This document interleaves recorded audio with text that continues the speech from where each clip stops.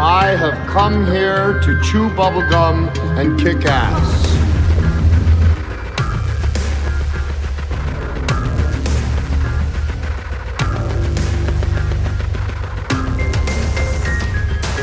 What's up, truthers? No one could have imagined planes hitting the Twin Towers. Really? Okay, you're probably already a truther and you probably are aware of this material. And you already know that 9/11 was an inside job. Even non-truth-seeking people out there know that 9/11 was an inside job, or they know there's a lot of fishy evidence and a lot of questionable material, and that the government didn't really plead their case very well. Just like with JFK, there's too many questions. And just check out this video. No one could have conceivably imagined suicide bombers burrowing into our society and then emerging all on the same day to fly their aircraft, fly U.S. aircraft into buildings full of innocent people and show no remorse. And this is a new kind of evil, and we understand, and the American people are beginning to understand. This crusade, this war on terrorism, is going to take a while. Let's read these words the fast way without making a mistake. Get ready. Kite. Yes, kite. Get ready. Kit. Yes, kit. Get ready. Steel. Yes, steel. Get ready. Plane. Yes, plane. Get ready.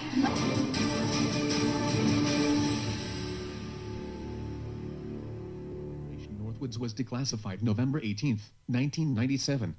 Operation Northwoods is a documented false flag plan originating within the United States government in 1962. False flag attacks are a military and war tactic used since the Roman. No one could. Okay, let's check it out. Project Northwoods. If you haven't already, if you're not familiar with them, I'm sure you're familiar with them, but just do the search if you haven't already.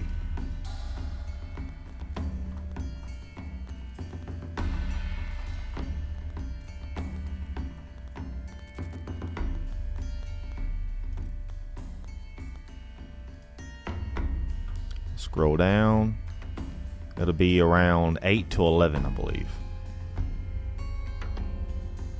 Page 8 or 11.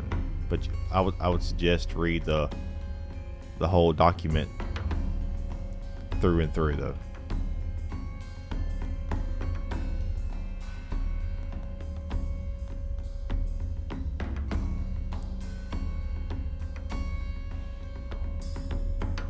Okay, check this out.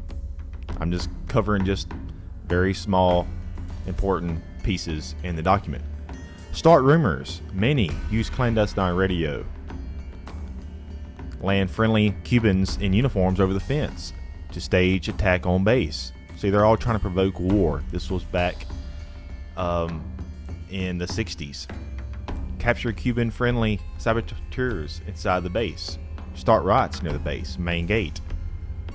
Blow up ammunition inside the base, start fires, burn aircraft on air base. Lob mortar shells from outside the base into base. Capture assault teams approaching from the sea. Alright.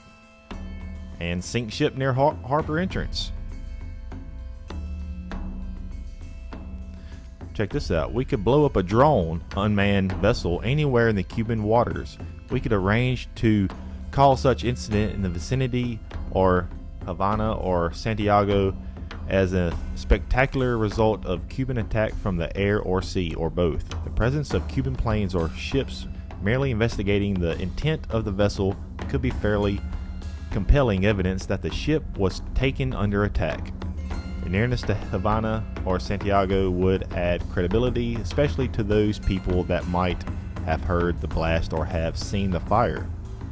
The U.S. could follow up with air-sea rescue operation covered by U.S. fighters to evacuate remaining members of the non-existing crew.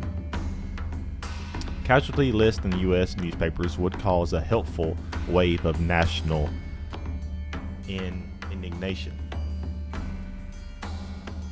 Okay, let's go down a little bit more. Let's see.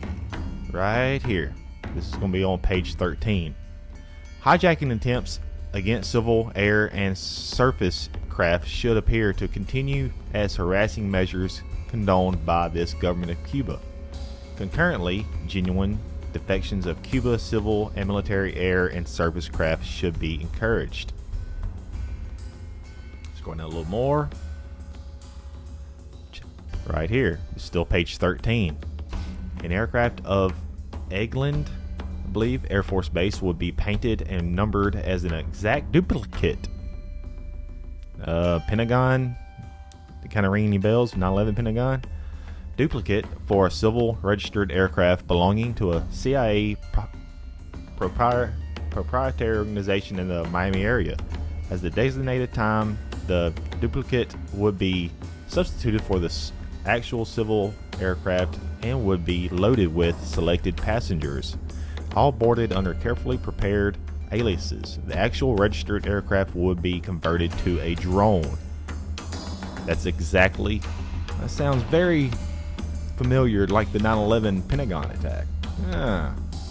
They could not have imagined planes flying into towers or the Pentagon.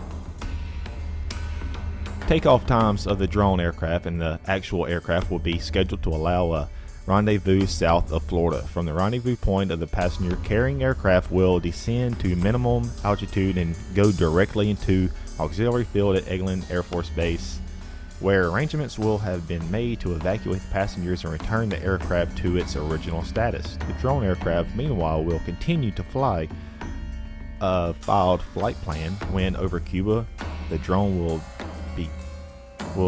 being transmitted on the international distress frequency a mayday message stating it is under attack by Cuban MiG aircraft. Transmission will be interrupted by destruction of the aircraft, which will be triggered by radio signal. This will allow ICAO radio stations in the Western Hemisphere to tell the U.S. what has happened to the aircraft instead of the U.S. trying to sell the incident. Okay, that's goes to 13 and 14. That's the very critical one, page 13 and page 14 of the Northwoods documents. But I highly recommend you download, print out these documents, and read these documents through and through. Some very important information, but they're trying to sell us some bullshit that they can never imagine planes hitting the Twin Towers. I'm going to leave off with this message one more time. And until next time, keep truthing and just listen to this bullshit one more time. Conceivably imagined suicide bombers burrowing into our society and then emerging all on the same day to fly their aircraft. No one could have conceivably imagined suicide bombers burrowing into our society and then emerging all. No one could have conceivably imagined suicide bombers burrowing into our society and then emerging all on the same day to fly their aircraft, fly U.S. aircraft into buildings full of innocent people.